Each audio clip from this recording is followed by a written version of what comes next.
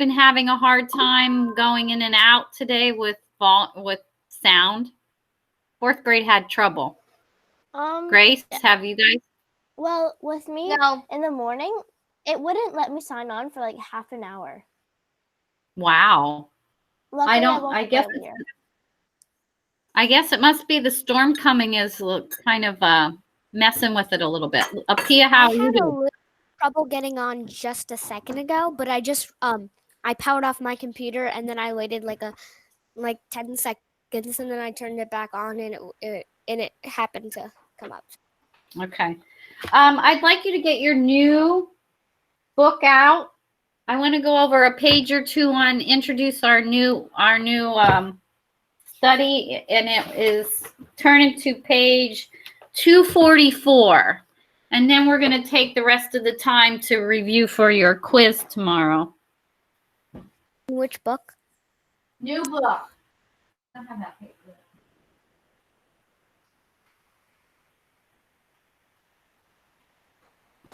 And are we going to go over our vocab? Yeah.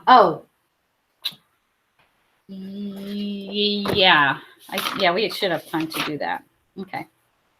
So page 244 in the new book. We're going to talk about how organisms affect the ecosystems. And on page 44, you can see they have a lionfish.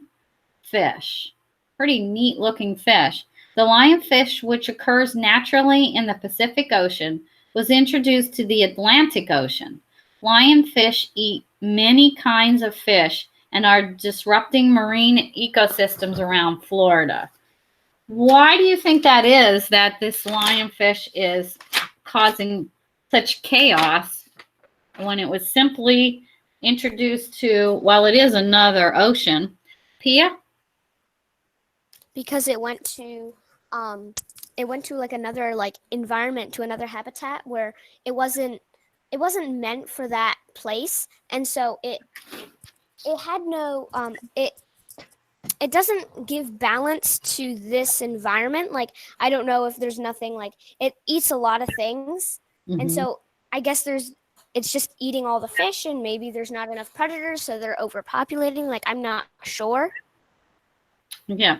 And also really looking at the idea of not having a natural predator makes a big deal in the amount of animals that are in an environment.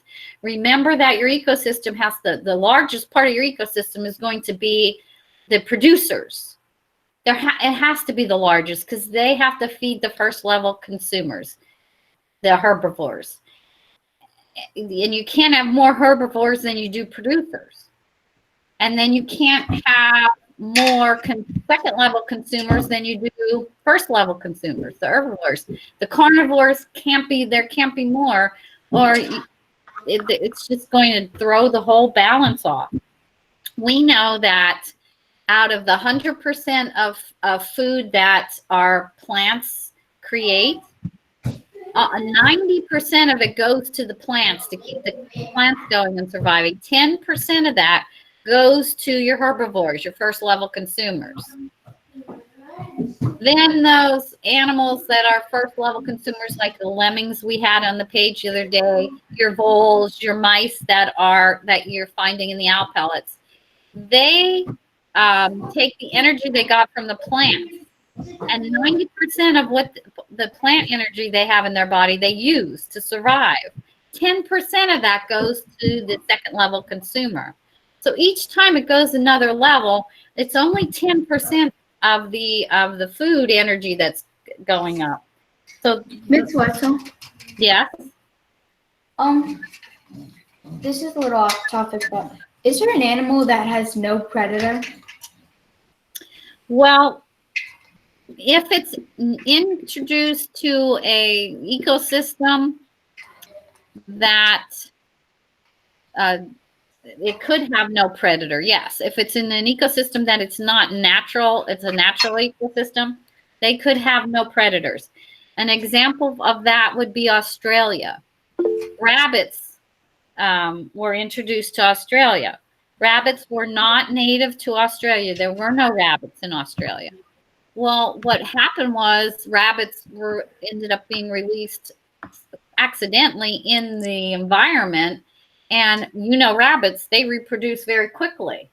They had no natural predators. There were no carnivores that fed off of the rabbits. And so they overtook many places. They had to do things to eliminate rabbits because they were taking over the natural food for the animals. Actually, I think that was actually emus instead of rabbits. It was called the emu war, and they had to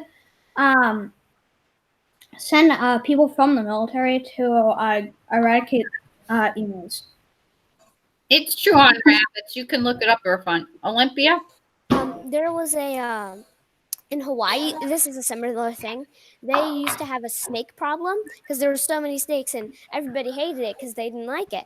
And so they were like, well, to get rid of the snakes, we're going to bring mongoose to eat the snakes. But the mongoose had no predators. So now they ate the snakes, but now they have a mongoose problem. Yeah. Because there's nothing there to eat the mongoose. Exactly. I think they're having that problem in Florida, too. A problem with snakes. About that on the next page with the Burmese pythons in the Florida. Oh, yeah, there it is. All right. Like we read this one thing, like how they give you those weekly readers. Well, it was one of these pythons swallowed an alligator and it died because it swallowed the alligator. That's crazy. That happened one time to my frog. Two of my water frogs grew at different rates. They were all babies at the same time, but they grew at different rates. And one of them got big enough to eat the other. And I came into school one day, and the one tried to eat the other one, and it got stuck. So the two of them were stuck with one halfway inside the other one. I tried to get them apart, but they both died. They both died. Hey, Miss Wetzel, they couldn't know something funny, Miss Wetzel? You know how a bunch of animals are like moving around? Well, I just saw a balloon run out of its natural Friedenberg habitat into a golf course habitat. We had a bunch of balloons outside, and one of them flew out, and it's now flying. And I just saw it fly across that golf course. Okay, let's go back to. So we ain't getting that. Page 245. Grant, could you read under the picture there and number 1 for us on 245? Okay. 1 second.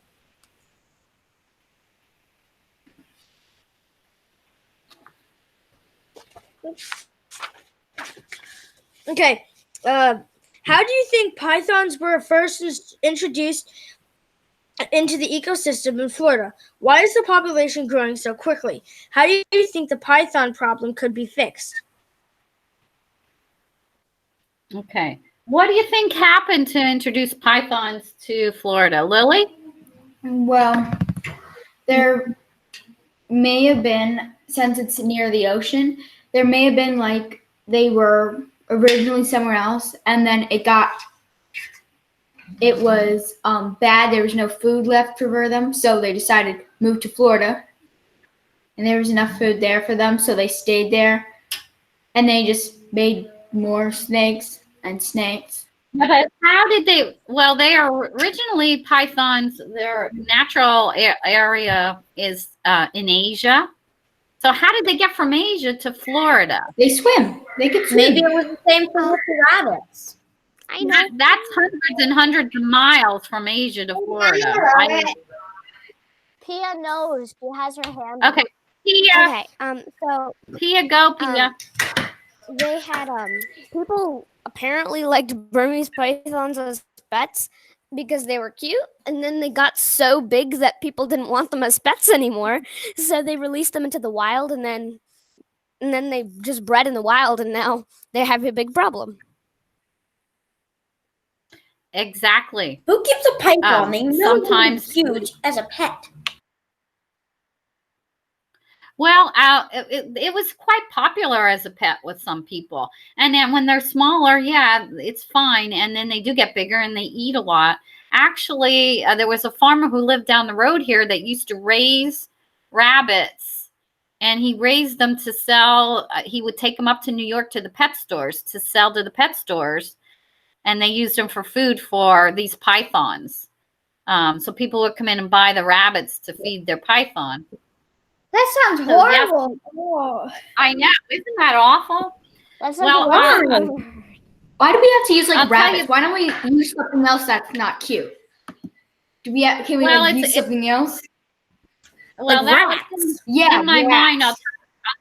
I'll tell you the whole story. It was in my mind because my daughter had a big white floppy-eared ones that their ears go down bunny, and we used to let him out to eat around the grass, and he would stay in the yard.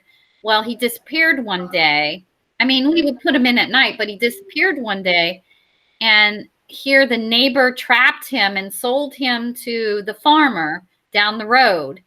And we found out about it, and I went to the farmer's barn, and I said, I'm missing my daughter's pet rabbit. And I went in, and he had all these cages of wild rabbits that he caught. And in the middle of all those cages was my white floppy-eared rabbit. And I said, that's my rabbit. So I had to pay him $5 to get the rabbit back. But $5? that's why that story was in my mind, because I distinctly remember that, because I asked him, what are you doing with all these rabbits? And that's what he did with them. He took them That's to New York. horrible. So like they just take rabbits, even ones that don't even look wild. If it's just roaming around, they'll just take them. He would just buy them off people that would trap them. He'd buy them. And, Horrible. But yeah, No. like, they don't know if that's a pet rabbit. Like, how are they supposed to know if that's a pet rabbit or it's a wild rabbit? Like, somebody's pet Well, rabbit just gets pretty eaten by obvious. some Burmese python? it was pretty obvious that the big floppy-eared rabbit was not a wild rabbit. But You can tell because they don't like jump around everywhere. And also, they probably have a name tag on them. all right, let's get back to the page and the idea that how the pythons got there. Number one, they came from Asia. People would capture them and sell them as exotic pets. Eventually, some of them escaped. People released them, as Pia said, they got tired of them, they got too big, they just let them go, or they escaped. And they bred in Florida, which is now causing a problem because they are taking over the Everglades. You can do some. There was also an iguana problem in the streets, also in Florida, where people got a bunch of pet iguanas, and like the pythons, they all got released or escaped, and they just started like going into trees, like in the middle of like parks or cities or anything like that, and they just started dying. Like there would just be dead iguanas everywhere. Didn't we Back have to the like a news pythons. story about something about a bunch of iguanas falling from trees or something? Yeah, that's what I'm talking about. Imagine if you Yeah, walked something someone and- let go a bunch of and you looked iguanas down and and they there's started iguanas. breeding in all these trees, and was every once in a while all of them start die. So every once in a while you'll get a dead iguana fall on your head. Maybe that's a sign of good luck if you can get a dead iguana to fall on your head. Right? All right, you're rambling a little today, John Friedenberg. You're rambling a bit. All right, back to the pythons. The pythons are kind of taking over in Florida, and they have to do something about them. They lay a lot of eggs. They lay 50 to 100 eggs a year. So there's a lot of baby iguanas being born as we speak. And they have no natural predators, so they are able to kind of take things over.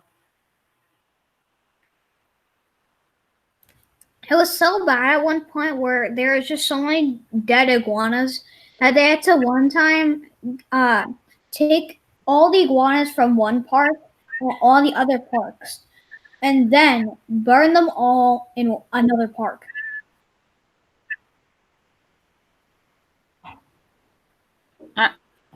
That doesn't make sense. Why would they do that? Because they need Get rid of the iguanas. bodies. They're dead bodies. What are you gonna do else with the dead bodies? Oh, the dead ones. Oh, okay. I get you. Okay. So the question they ask is, how do you think pythons were first introduced to the ecosystem in Florida? And we answered that. They came from Asia. Most of them came from exotic pet trade.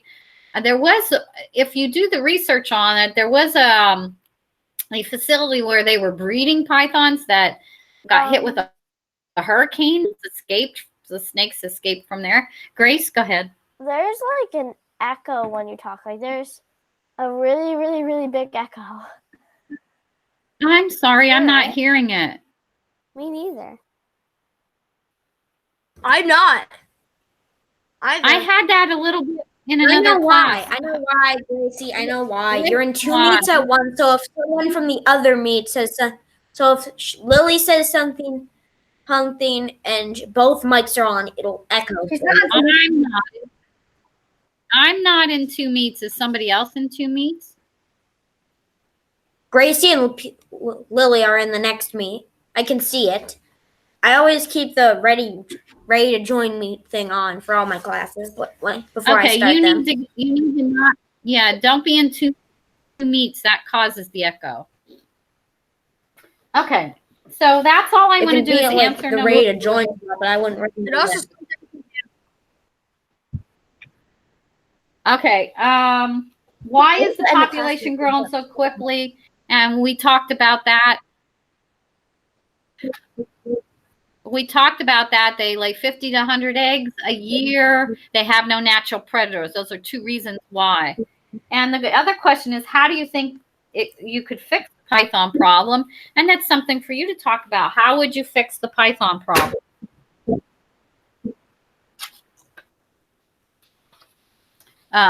Pia? Burn them with fire in the park. I called on Pia. I know they say like they are apparently like really hard to like find. So they like sometimes they'll find a female and then they'll like put a tracker on them so and then the female attracts the male so then they can like find more. Well, I mean that's one way to do it. But maybe they could do like, you know how with mosquitoes sometimes they do the thing where they inject the mosquito with something and then when the mosquito mates, like then it like kills them or does something with them. I don't know. But like I feel like they might be able to like put a poison for the pythons like among their environment that won't kill anything else. Like and then like they slowly like they give it to each other and then like they like I don't know. I feel like that's one way of doing it. I know that some people, they go out and they go kill them.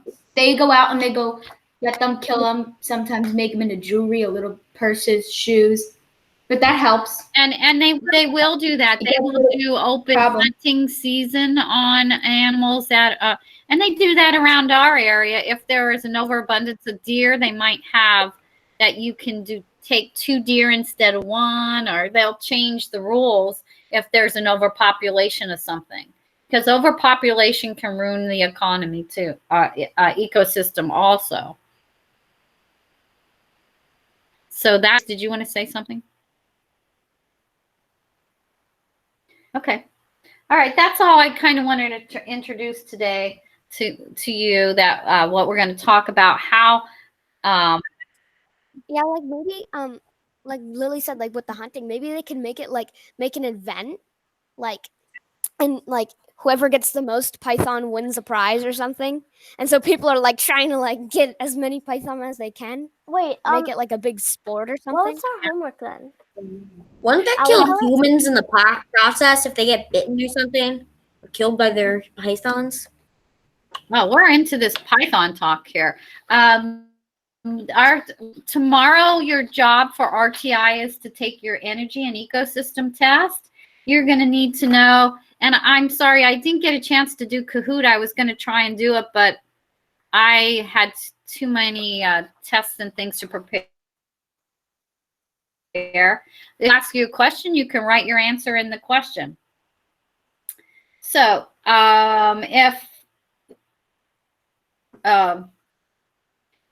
all right, these are things that use energy from the sun to make food. What do you call The things on the earth that use the energy. Put it in chat. Don't answer it. Put it in chat. What do you call the things on the earth that you? There's Alex. Where have you been, Alex?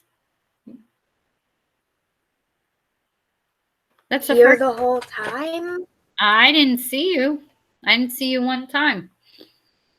Producers is I've been correct. sitting here the Good whole job, Lily. Producers. If you have these, let's see. All these are things that feed on dead. Call them. They feed on dead animals.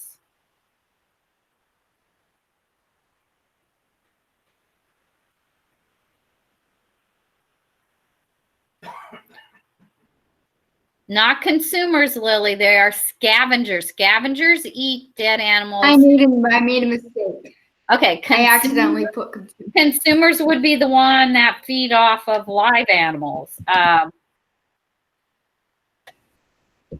When I say this includes all organisms in an area and their environment, what do you call that? What's the main?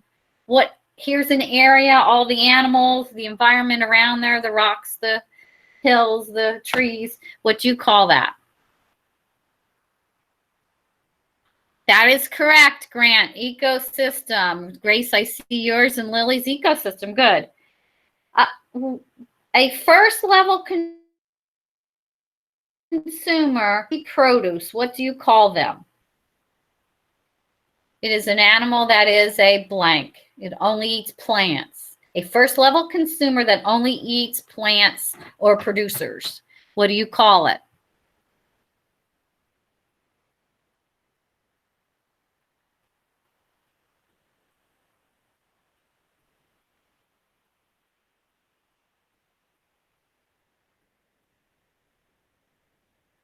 Herbert, good. What are you doing, Alex? I'm not seeing you answer in chat at all. Or Irfan, why aren't you answering in chat?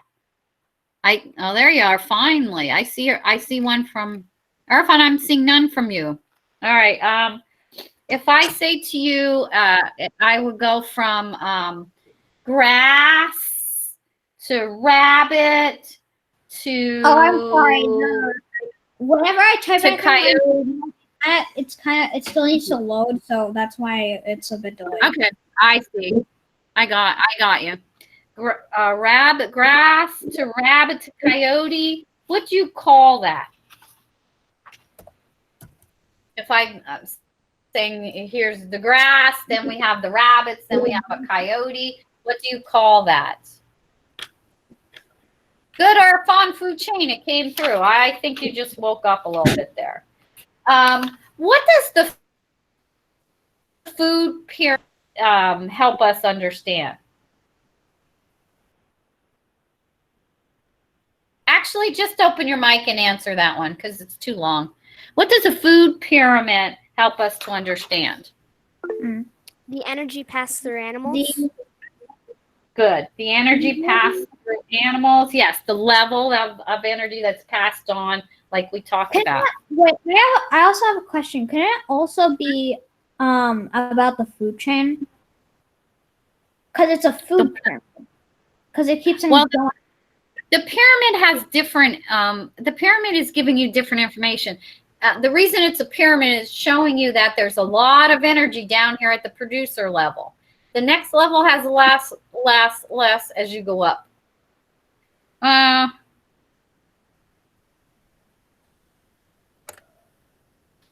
mean, that's pretty much about it.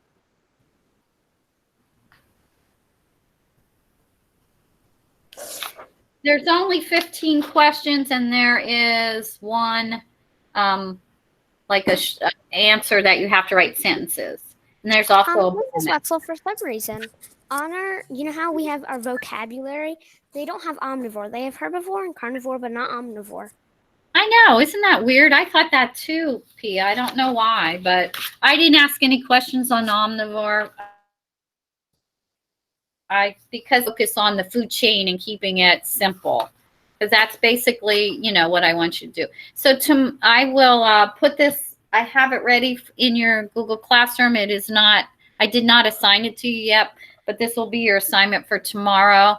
Do you want me to put it in this afternoon? Yes, please. Okay, I'll get it in this afternoon. Do you have a class to go to now? Yes. Yeah. Okay. You mean the I have castle? to- yeah, You mean the